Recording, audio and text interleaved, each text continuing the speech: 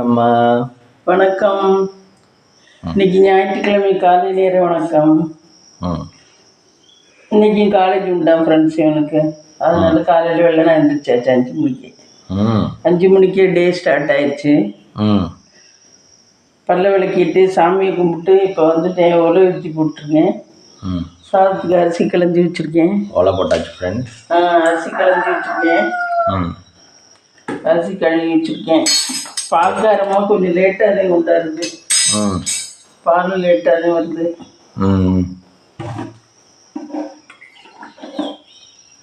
வலிக்கு நம்ம hair style பலமாக இருக்கு. ஹேர் ஸ்டைலா சூப்பராக இருக்க. ஹிப்பி தலையமாக இருக்கு.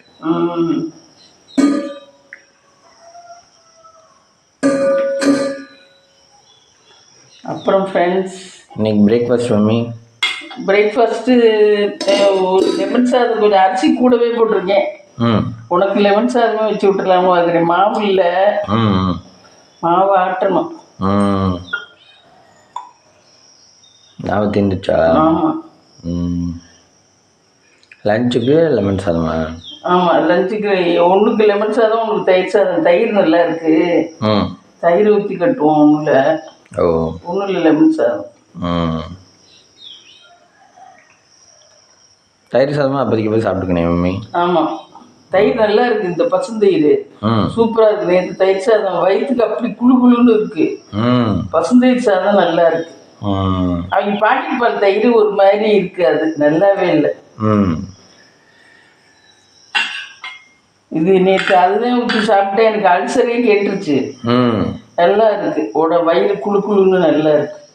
நேற்று மத்தியானம் அது குழம்பு ஊற்றி சாப்பிட்டு கொஞ்சம், அப்புறம் தயிர் ஊற்றி சாப்பிட்டேன். நல்லா குழக்கணும்னு கெட்டி தயிரை எடுத்தே சாப்பிட்டேன். அதில் ஊற்றி நிறைய தயிர் இருந்துச்சு, சூப்பராக இருந்துச்சு. தயிர் நல்லது, பசுந்தயிர் நல்லா தான் இருக்கு. ரொம்ப கெட்ட தயிர் அதிகமாக, நல்ல தயிர் ரொம்ப அதிகமாக சாப்பிட்டா அது ஒன்றும் கெடுதி இல்லை. ஒன்றும் இல்லை. தயிர் எல்லாம் கெடுதி இல்லை. தயிர் பாலாவது கெடுதியும் பார்க்க, தயிர் கெடுதி இல்லை. நல்ல தயிர் அது புளிச்சிருது இல்லை, கொஞ்சம் ஈஸ்ட் இது மாதிரி ஆயிடுது இல்லை, அதனால கெடுதல் கிடையாது. வடை சுட்டு தயிரில் போட்டு சாப்பிட்டா சூப்பர் டேஸ்டாக இருக்கும் தயிர் வடை. அது எப்படி கெட்டி வடையில் தான் முடிச்சு சாப்பிடுவாளா? கிட்டி வடைய கெட்டி தயிரில்? ஆமாம், கெட்டி தயிரில் தான் போட்டு கொஞ்சம் உப்பு போட்டு வடையை சுட்டு அதில் போட்டால் சூப்பராக இருக்கும். ஆனால் பருப்பு வடை அதில் போட்டு சாப்பிட மாட்டாங்கல்ல? பருப்பு வடை அப்படி சாப்பிடணும். உளுந்த வடை தான், உளுந்த வடை தான் அப்படி சாப்பிடுவாங்க. வலிக்கு நம்ம வடை சுட்டே நல்லாச்சு. ஆமாம், இங்கே உளுந்து முன்னாடி இட்லிக்கு ஆட்டையெல்லாம் எடுத்து வைப்பேன். இப்போ எடுத்து வைக்கிறதே இல்லை. இப்போ வாங்குற உளுந்து என்னமோ அளவு கரெக்டாக இருக்கு, அதனால எடுத்து வைக்கிறது இல்லை. முதல்லலாம் உபரி கூட வரும், உபரி கூட வரும், அதனால எடுத்து வைப்பேன். இப்போ அளவு கரெக்டாக தான் இருக்கு, அரிசிக்கு தகுந்த அளவு தான் இருக்க மாதிரி இருக்கு, அதனால எடுத்து வைக்கிறது இல்லை.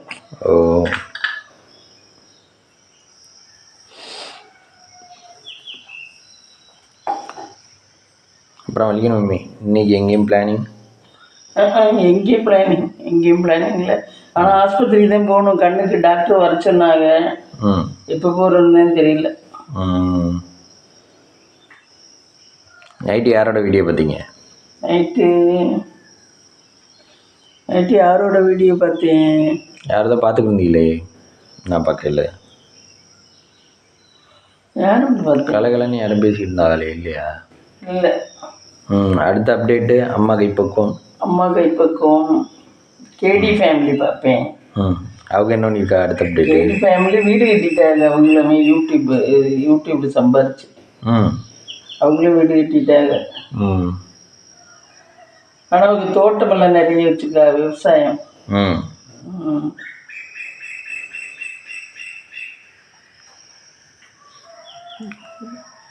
வீடு கட்டுறதுங்கிறது ஒரு மனுஷனோட வாழ்க்கையில் நல்ல முன்னேற்றம், பெரிய ஒரு இது. ஆமாம், ஏன்னா அதெல்லாம் எல்லா தலைமுறையுமே வீடு கட்ட முடியாது. இல்லை மம்மி, இப்போ வீடு கட்டுறதுக்கு ஒரு மனுஷன் வீடு கட்டிட்டானா ஆயுஸ்க்கு அது ஒரு நல்ல இதுவாகிடுச்சு. ஆனால் இப்போ பணக்காரர்களுக்கெல்லாம் நான் 100 வீடு கட்டுவேன்னு கட்டுறாங்க. ஆனால் மிடில் கிளாஸில் இருக்கிறவங்களுக்கு அந்த ஒரு வீடு கட்டுறதே ஒரு பெரிய வாழ்நாள் லட்சியம், அந்த மாதிரி ஆயிடுது. வீடு தான் பெரிய செலவு. அதை பண்ணியாச்சுன்னா அப்புறம் உள்ளதெல்லாம் நம்ம உள்ள இன்டீரியரில் மற்றதெல்லாம் கூட அப்புறம் பைய பண்ணிக்கலாம். காசு வர வர கொஞ்சம் கொஞ்சமாக பண்ணிக்கலாம்.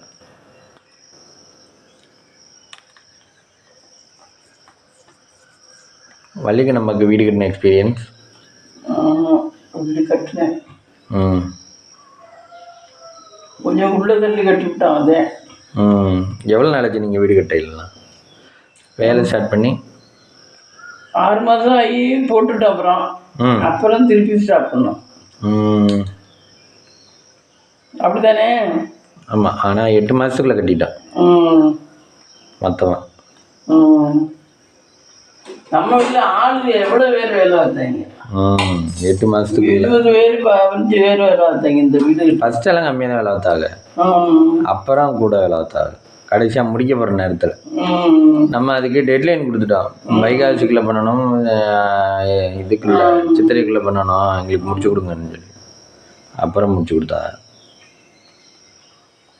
வாய்க்குடி கொடுத்துறாரு, எத்தனை பேரை கொண்டாந்து விட்டாருப்பா.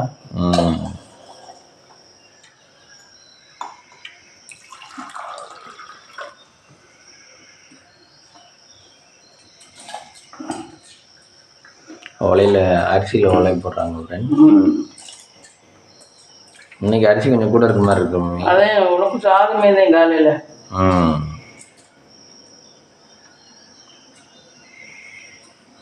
சாதமே போட்டால் நல்லது, ஒரே வழியாக வேலை முடிஞ்சிடும். நிறைய பேர் வீட்டில் கொடுத்தேன். காலையில் டிஃபன் வேறு திரும்ப பண்ணிக்கிட்டு இருக்க முடியாதுல்ல. நேரம் இருந்தால் பண்ணலாம், நேரம் இல்லைன்னா வீட்டில் இருந்தால் பண்ணி சாப்பிட்லாம். இந்த வீட்டில் டிஃபன் இல்லை, தினம் சோறு தான். அந்த பையன் ஸ்கூலுக்கு போகிற அன்றைக்கும் டெய்லி சோறு தான். அது நாக்குக்கு வேறு கேட்காத மேம் உங்களுக்குலாம். நைட்டுக்கு தோசை ஊற்றிக்கிறாங்க, தோசை இல்லைன்னா இட்லியோ கடையில் வாங்கி வந்துக்கிறாங்க நைட்டு.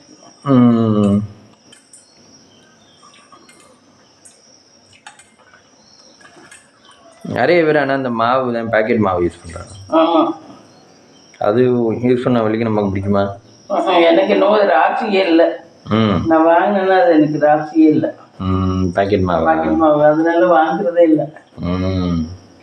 அதனால நம்ம இதெல்லாம் நமக்கு ஒத்து வரலன்னா விட்டுறணும். அதனாலே நாங்கள் வந்து அதை வாங்கிதான். உனக்கு நிமோனியா ஜுரம் வந்துச்சு ஃப்ரெண்ட்ஸ் இவனுக்கு. ஆமாம், நிமோனியா ஜுரம் வந்து அம்மாட்ட வாங்கின இட்லிக்காரம்மாட்ட வாங்கி சரி ஐபோன் வாங்கினா அது நிமோனியா ஜுரம் வந்துச்சு உனக்கு அந்த டேஸ்ட்ல தான். அதுக்கப்புறம் அதனால வாங்குறதே இல்லை. ஏன் அதில் பாக்டீரியாஸ் இருக்குமா? இல்லை அதுல எல்லாம் ஒன்றும் பிரச்சனை இல்லை. நமக்கு கடவுள் நம்மளை நீ உடைச்சதே சாப்பிடணும், நீ மாவு ஆட்டிதே சாப்பிடணுங்கிற மாதிரி. இட்லிக்காரமாவே இட்லி மாவு ஆட்டி கொடுக்குமா? ஆட்டி கொடுத்துச்சு, மாவு ஆட்டி கொடுத்துச்சு. மாவு கொண்டுகிட்டு வரோம், அள்ளிக்கிட்டு வரோம். ஆனால் அந்த மாதிரி நல்ல உழைப்பு இல்லை, நல்ல உழைப்பு. ஆமாம், தட்டில் இது இட்லி என்ன நேரமும் எடுத்துக்கிட்டே வரும். ஆமாம்,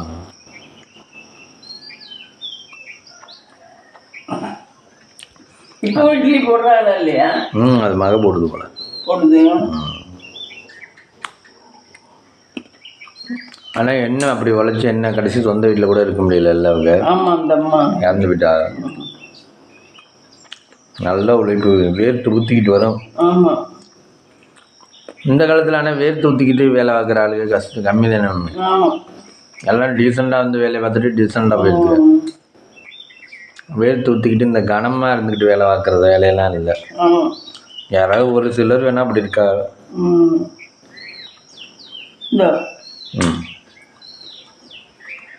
காலையிலே வலிக்கணுமா பருப்பு சாப்பிட்றாங்க. பாதாம் பருப்பு. அது சாப்பிட்டோம்னா வயிறு ஃபுல்லாயிடும். ஆமாம், கொஞ்சம் பசிக்காது. பால் குடிக்கிற காப்பி குடிக்கிற வரைக்கும் தாங்கும். அந்த மாதிரி சின்ன சின்ன ஸ்நாக்ஸ் நம்ம பக்கத்தில் வச்சுக்கணும்.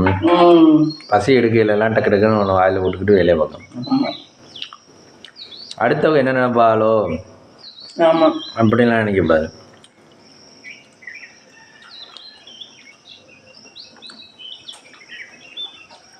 தேங்காய் திருவணும், தேங்காய் எடுத்துட்டு வருவேன்.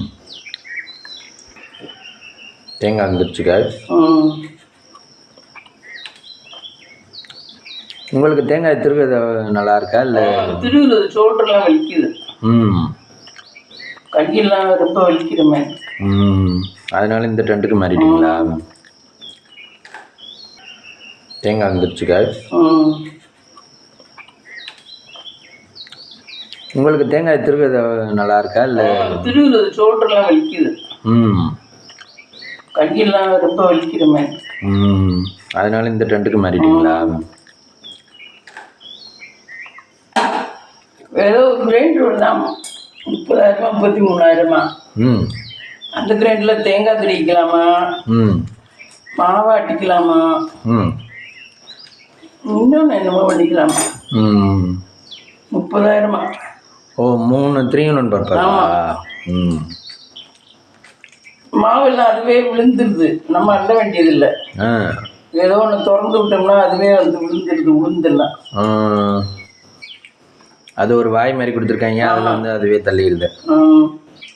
அதே லக்ஷ்மி கிரைண்டர் கொடுத்துருக்காங்களா. நேற்றுக்கு ஒரு இது வரையில் பஸ்ஸில் வரையில் ஒரு சென்டென்ஸ் ஒன்று பார்த்தேன்.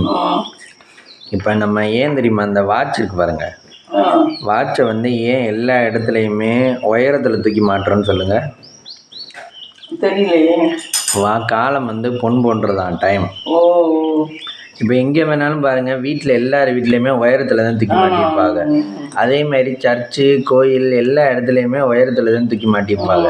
அது ஏன் அப்படின்னா வந்து காலம் வந்து நம்மளை விட உயர்வானது அப்படிங்கிறதுக்காக தான் அதை மாட்டியிருக்குமா.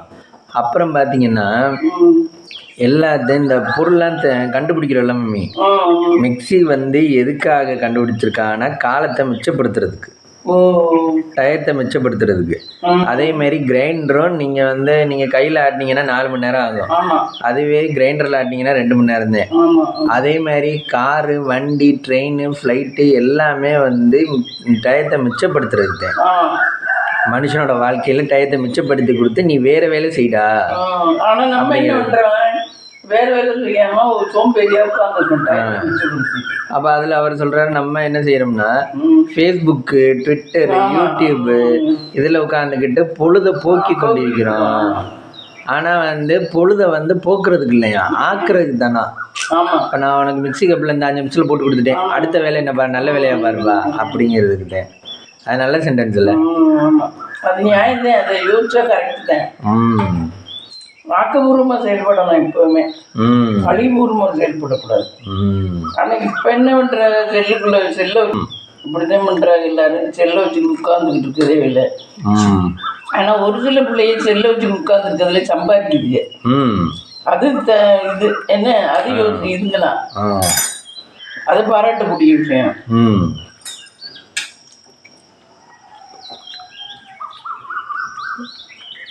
ஆனால் நம்ம அதுக்கப்புறம் தானே யோசிக்கிற மாதிரி இருக்குது. எல்லா பொருளும் கண்டுபிடிச்சதும் டைம் மிச்சத்துக்கு தானே. இப்போ 2 வீலரில் போகிறோம்னா சீக்கிரம் போயிடலாம், காரு சீக்கிரம் போயிடலாம், ட்ரெயின், ஃப்ளைட்டு எல்லாமே அதுக்கு தானே. அப்போ காலத்தோட மதிப்பெல்லாம் லண்டனுக்கு 9 மணி நேரத்தில் போயிடலாம். ஆமாம், இல்லைன்னா நம்ம போனோம்னா நார்மலாக போனோம்னா எத்தனை நாள் ஆகும். கப்பலில் எல்லாம் போனால் அப்படிதான். வழிக்கு நம்ம கப்பலில் போயிருக்கீங்களா? போனதில்லை. ஏன் காசு கூடவா? நான் ட்ரெயினில் போயிருக்கேன், இதில் போயிருக்கேன். உங்கள் அப்பா கேரளா கப்பலில் ட்ரெயினில் போயிருக்கோம். அப்போ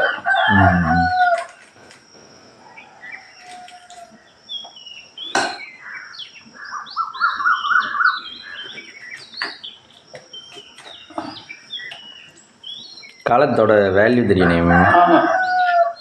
ஆனால் ஒரு சில விஷயங்கள் நம்ம அந்த நேரத்தில் விட்டுட்டோம்னா அது திரும்ப செய்கிறது கஷ்டம். காலம் பொறுப்புன்றது. அரிசி வந்துச்சோங்க.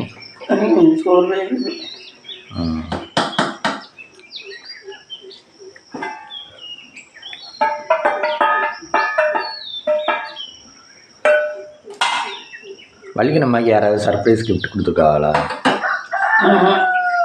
சர்ப்ரைஸ்லாம் கொடுத்தது கிடையாது.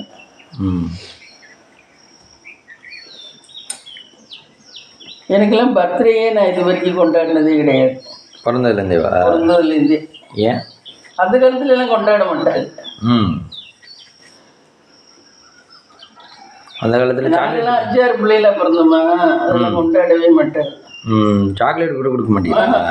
சாக்லேட் கூட கொடுத்தது.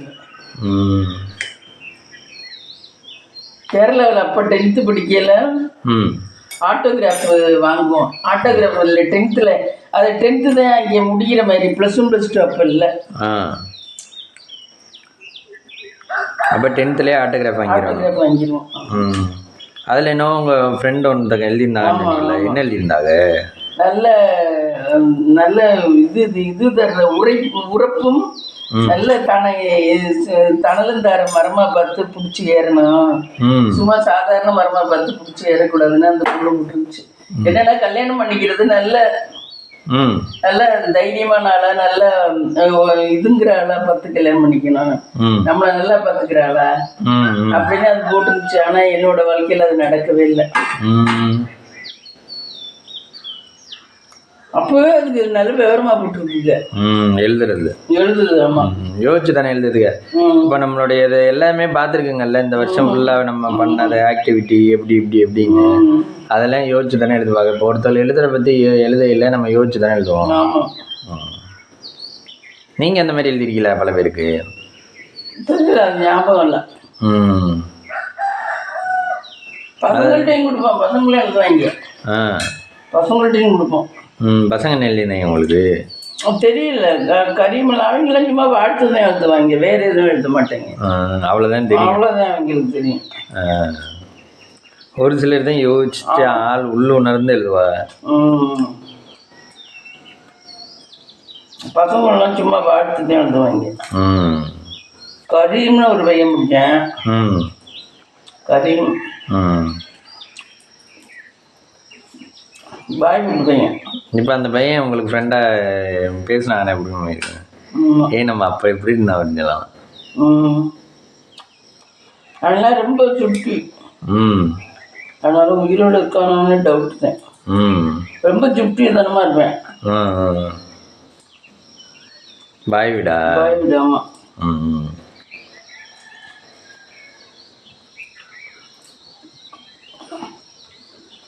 கேரளாவில் மம்மி ஒரு தெருவில் கோலாறுன்னு ஒரு, கேரளா இல்லை கர்நாடகாவில் கோலாறுன்னு ஒரு பகுதியில் ஒரு அம்மாவோட செயினை பறிச்சுட்டு திருடங்க ஓடிட்டாங்க 2 பேர். பட்ட பகல்லையும் கர்நாடகாலெல்லாம் இப்போ நிறைய அந்த மாதிரி செயின் பறிப்புலாம் நிறைய நடக்கலாம். அது விலை என்ன கொஞ்சமாக இருக்குது. தங்கத்தோட விலை. ஆமாம். நேற்றுக்கு பிரச்சனை சொன்னாப்புல. ஆமாம், நம்மளாம் 1 பவுன் தங்கம் கூட வாங்க முடியாது. ஆமாம். இந்த வேலை பார்த்துக்கிட்டு 1 பவுன் தங்கம் கூட வாங்க முடியாது. சாப்பிட்டுக்கிட்டு மட்டும் இருக்கலாம். பவுன்லாம் எங்கேயோ போய்கிட்டு இருக்கு. ஆமாம். ஆனால் வாங்குறவங்க வாங்கிட்டு தான் இருக்காங்க. பெருத்த சம்பாத்தியம் உள்ளவங்க மாதத்துக்கு இத்தனை பவுன் வாங்கிட்டு தான் இருக்காங்க. அது ஏன் கணக்கு? கணக்காக இருக்காங்க. ஆமாம். அது ஏன் கணக்கா? மாதத்துக்கு இத்தனை? ஆமாம். ஒரு சிலர்லாம் எக்ஸ்ட்ரீம் வச்சுருக்காங்க. ஒரு வருஷத்துக்கு 15 பவுன் 20 பவுன் அப்படின்னு வாங்கி கொடுத்துட்றாங்க பொண்டாட்டிகளுக்கு. அதெல்லாம் பிஸ்னஸில் தான் இப்படி பண்ண முடியும். நல்ல ஆனால் வாங்கிட்டு தான் இருக்காங்க. மக்கள் எல்லாரும் ஒன்றும் சோர்ந்து போயிடல. நம்மளை மாதிரி உள்ளவங்க தான் வாங்கலை. ரொம்ப நிறைய பேர் பிஸ்னஸில் உள்ளவங்கெல்லாம் வாங்கிட்டு தான் இருக்காங்க.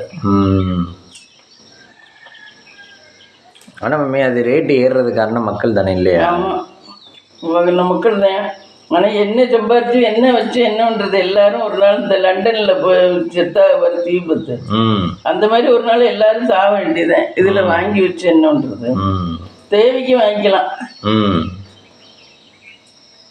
இருந்துச்சுன்னா அதை பத்திரமா வச்சுக்கலாம். ஆமாம், அது ஆனால் ஒரு ஆஸ்தி மாதிரி தானே. ஆமாம், எந்த காலத்துலையும் நல்ல ஹெல்ப்ஃபுல்லாக இருக்கும். ஆமாம்.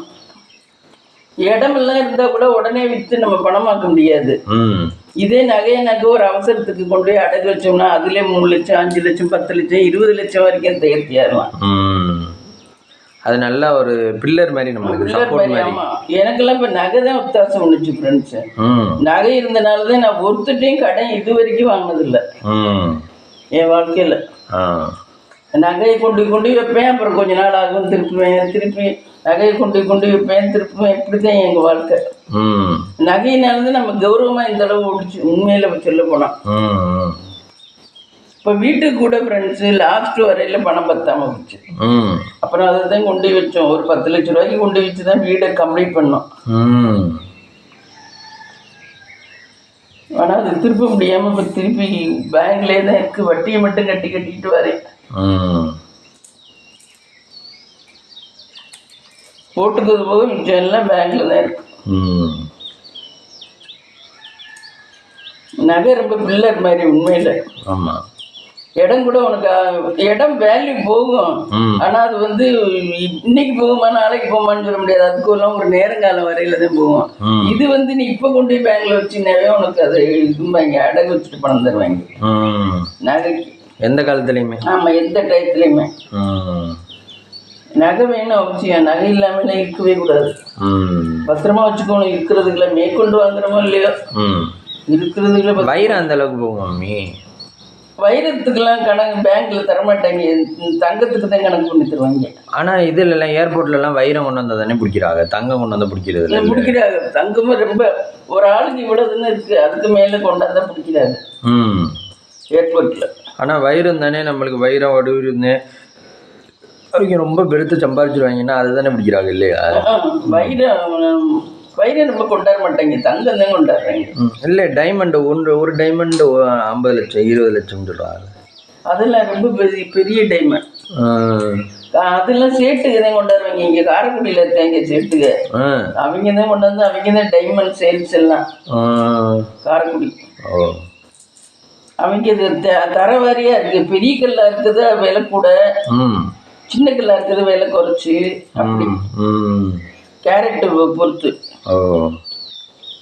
அதுலேயும் சைஸ் சரியா இருக்கு. அது நம்ம ஆளுங்க தான் டைமண்ட் வாங்குறாங்க. ஐயர் வீடு வாங்குவாங்க. வேற மற்ற ஆளுகெல்லாம் டைமண்டே வாங்க மாட்டாரு. எவ்வளவு பணக்காரில் இருந்தாலும் வாங்க மாட்டாரு. பிடிக்காது. தங்கத்துல தான் இன்வெஸ்ட் பண்ணுவாங்க ஒழிய வைரத்துல இன்வெஸ்ட் பண்ண மாட்டாரு. நம்ம ஆளுங்க தான் 3 நகை போடுறியா 2 நகை போடுறியானா ஒன்று வைர பூச்சரம், வைர காப்பு, இன்னொன்று வைர மாலை, தாலிலே மாலை, தாலி செயினே இது வைரத்துல அந்த மாதிரி போடுவாங்க. தாலி செயினே வைரத்துல போட்டா கிட்டத்தட்ட 50 லட்ச ரூபா வரும். இப்போ இன்னைய ரேட்டுக்கு 50 லட்ச ரூபாய்க்கு மேலே தான் வரும். 3மே தங்கத்துல போட்டா 1 கோடி வருமா? தங்கத்துல போட்டா கம்மியாக தான் வரும். வைரத்துல போட்டால் தான் கூட வரும். ஆனால் வைரம் வந்து ரீசேல் போகும். ரீசேல் ஒன்று போகும், ஒன்று போகாது. ரீவேல்யூ ஒன்றுக்கு இருக்கும், ஒன்றுக்கு இருக்காது. ஆனால் அதில் வைரம் எல்லாருக்கும் ஒத்து வராது. நம்ம ஆளுங்க போடுறாங்க, எல்லாருக்கும் ஒத்து வராது வைரம். ஏன் கழுத்து இது வைரமா? இல்லை அது ராசி வராது. ராசி அப்படியா? வைரக்கல்ல வந்து ராசி பார்த்து தான் வாங்கணும். ஒரு ராசி சொல்றாங்களே, சிம்ம ராசி, கன்னி ராசி, அந்த ராசிகளை பார்த்து தான் வாங்கணும் வைரம் எல்லாம். அப்புறம் இந்த பவளக்கல், அந்த கல், இந்த கல் எல்லாம் எல்லாமே ராசி பார்த்து தான் வாங்கணும். அவங்களுக்கு எது செட் ஆகுது அவங்க ராசிக்கு. விருச்சிக ராசிக்குனா இது அப்படி. அதனால வைரம் இல்லை. ஆனா நம்ம ஆளுங்க எல்லாருமே வாங்கிடுறாங்க முக்கால்வாசி. ஆமா, பணம் இருந்தா வாங்கிடுறாங்க. பணம் இருந்தா வாங்கிடுறாங்க. அது ராசியெல்லாம் பார்க்குறது. பொண்ணு கல்யாணம்னாவே பூச்சிரும், அது இது போட்டு தான் கல்யாணம் பண்றாங்க. எப்படியும் 1 நகை 2 நகை போட்டாடுறாரு. அது ஏன் பூச்சரம் பூ மாதிரி இருக்குமா? ஆமா, கழுத்துக்கு பூச்சரம். இவங்கெல்லாம் தங்கத்துல நெக்லஸ் போடுவாங்க. நம்ம ஆளுங்க வைரத்துல நெக்லஸ் போடுவாங்க. அது கொஞ்சம் திருத்தமா தெரியும், பளிச்சுன்னு அழகா தெரியும். ஆனால் ரீசேல் போகாது. ஆமா, ரீசேல் போகும். நீ நினைக்கிற மாதிரிலாம் இல்லை. இப்போ அந்த அப்போ வாங்கும்போதெல்லாம் வைர நெக்லஸ் 4 லட்சம் 5 லட்சம் தான். இப்போ கூட இருக்கும். இப்போ தங்க விலை ஏறினால கூட இருக்கும். அப்பெல்லாம் 4 லட்சம் 5 லட்சம் தான். அது அப்படியே கொடுத்தோம்னால 4 லட்சம் 5 லட்சத்துக்கு போகும். அதே ரேட்டுக்கே போகும், குறையாது.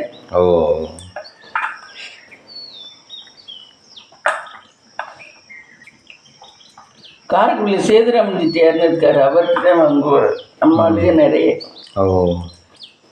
நல்லா பண்ணி தருவாரா? நல்லா இருக்கும். அவர்கிட்ட கொஞ்சம் வைரம் நல்லா இருக்கணும் வாங்குவாங்க. ஆயாவெல்லாம் சேட்டுகள்கிட்ட போய் வாங்குவாங்க. ஐயா இது எங்கள் ஐத்தான் கூட்டிட்டு போய் சேட்டுகள்கிட்ட. ம் சேட்டுகளும் நிறைய பேர் அங்கே வைரம் விற்பாங்க காரைக்குடியில். நம்ம தான் ஒரு நாள் ஒருத்தர் வீட்டுக்கு போனோம்ல, வைரம் வாங்கிச்சு வீடு. அப்பா பார்த்தடி உள்ள பார்த்தா அவ்வளோ பலன்னு உள்ள அப்படி உள்ள படி வச்சு அப்பவே. ஆமாம், நம்ம அப்போ வாடகை வீட்டில் தான் இருந்தோம். ஆமாம், உள்ள படி வச்சு அப்படி இருந்துச்சு. அது அவங்க வச்சிருக்க எல்லாமே அந்த வில்வெட்டு விரிச்சு தரையெல்லாம் வில்வெட்டு வச்சிருந்தாரு.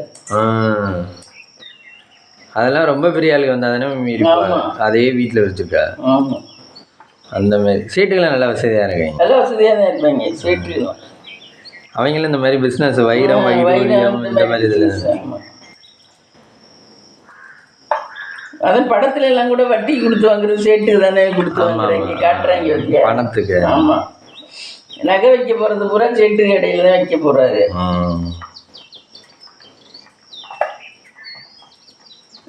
சேட்டு தான் தொப்பி போட்டிருப்பாங்க. ஆமாம், சேட்டுக்கெல்லாம் அந்தந்த ஏரியாவில் தான் இருப்பாங்க, மீன் இல்லை ஊர்லேயுமே இருப்பாங்க. தெரியல, காரைக்குடியில் இருக்காங்க. ஆனால் மற்ற ஊர்களில் தெரியல. வேற இன்னொரு ஊர் எங்கேயோ சேட்டுக்கு இருப்பான்னு கேள்விப்பட்டிருந்தேன். திண்டுக்கல்ல நம்ம. ஆமாம், அங்கேதான் திண்டுக்கல்னு தான் நினைக்கிறேன். கூட இருப்பாரு சேட்டு, எங்கேயோ இருப்பாரு. புதுக்கோட்டையிலலாம் இருக்க மாட்டாங்க. புதுக்கோட்டையில் இல்லை. அவங்களுக்கு எந்த வெளிநாடோட தொடர்புடைய வியாபாரம் தான் அது மெயினா. ஆமா, இது வெளிநாடோட தொடர்புள்ள வியாபாரம். அங்கேருந்து வாங்கினேன் இங்கே விற்கணும். ஆமாம், இங்கே விற்கணும், இங்கே வச்சு விற்கணும், அங்கேருந்து வாங்கணும்.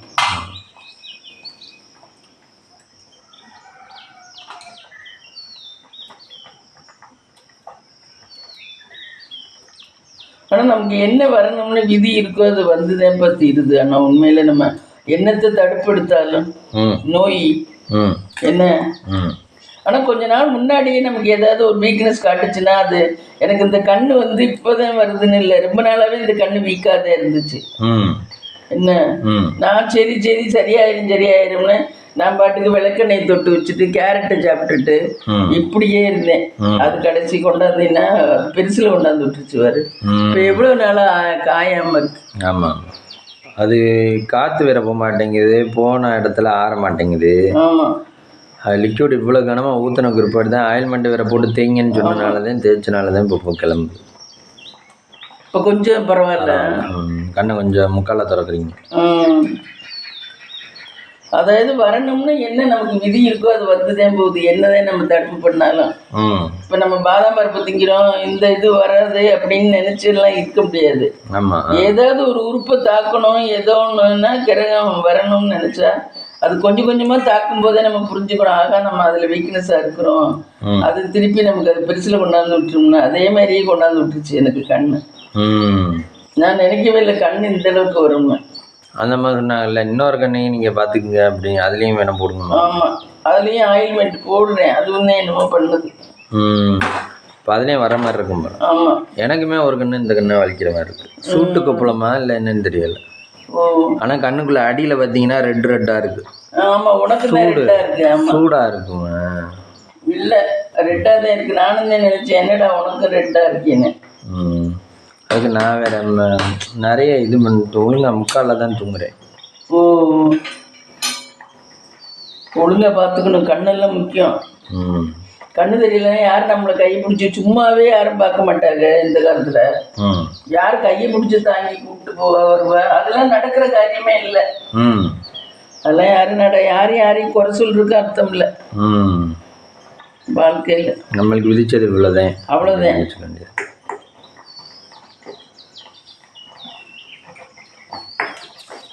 வாழ்க்கையை நினைச்சாவே பயமா இருக்கு. என்னதான் ஆறறிவு இருந்தாலும் நம்மளும் ஒரு நாள் சாகதான் போறோம். என்ன ஆறறிவு இருந்தாலும் இப்ப வாழ்க்கை நீ கோடி சம்பாரிச்சாலும் சரி, லட்சம் சம்பாரிச்சாலும், எவ்வளவு சம்பாரிச்சாலும் கடைசி முடிவுங்கிறது இதான்.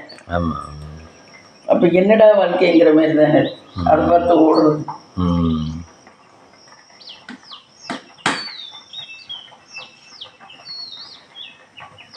நீ என்ன நல்லவனா இருந்தாலும் சரி, என்ன எல்லாத்துக்கும் முடிவுதான்.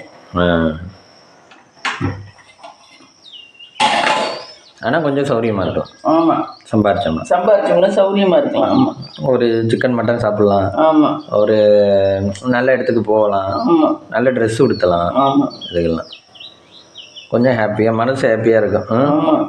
விதி தான் எல்லாமே. நம்ம வாழ்க்கையில் எல்லாமே விதி தான். விதியை தவிர்க்க யாராலையும் முடியாது. விதி தான்.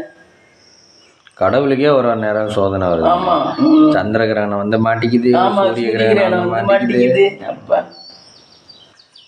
அப்புறம் நம்ம என்ன மாட்டோம். ஆனா எனக்கு இதெல்லாம் விவரம் தெரிய ஆரம்பிச்சது அப்பா செத்த உடனே எனக்கு இந்த அளவுக்குலாம் யோசிக்க ஆரம்பிச்சேன்.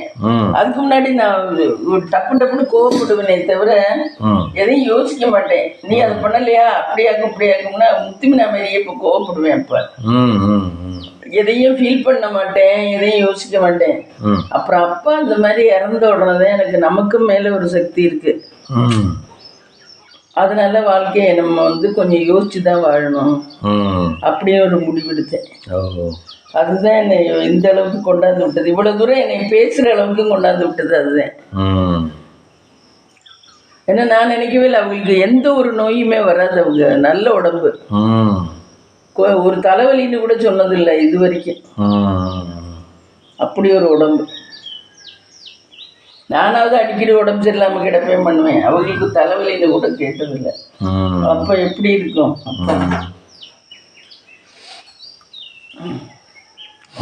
நேரம். ஆமா, அதுதான் சொல்றேன். நேரம் மனுஷனை எங்கேயும் கொண்டு விடுது. நல்ல ஹெல்த்தியா இருக்கான், நல்ல ஸ்ட்ராங் பாடினா கூட அவன் கூட அடுத்த நிமிஷம் உயிரோடு இருப்பான்னு தெரியாது. என்ன? ஆமா, அப்படிதான் போகுது வாழ்க்கை.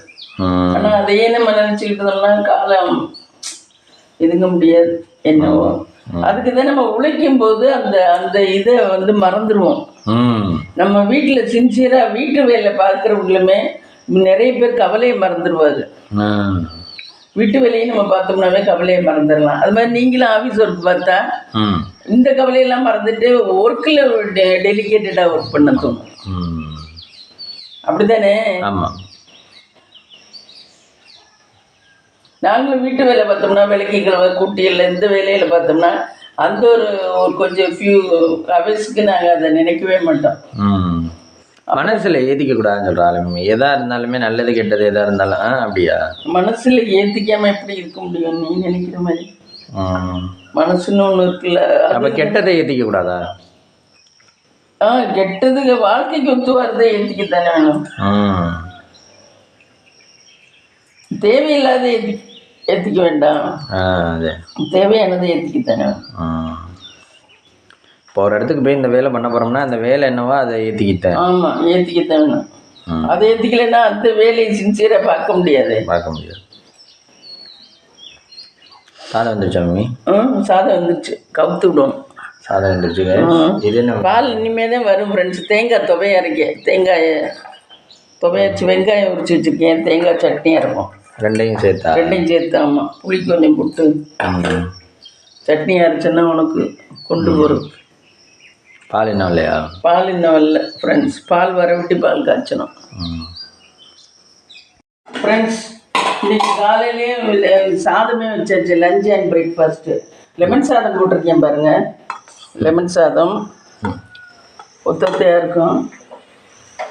லெமன் சாதம். இது வந்து முட்டை ஆம்லெட்டு, அதை அதுக்குள்ளே மடக்கி வச்சுருக்கேன்.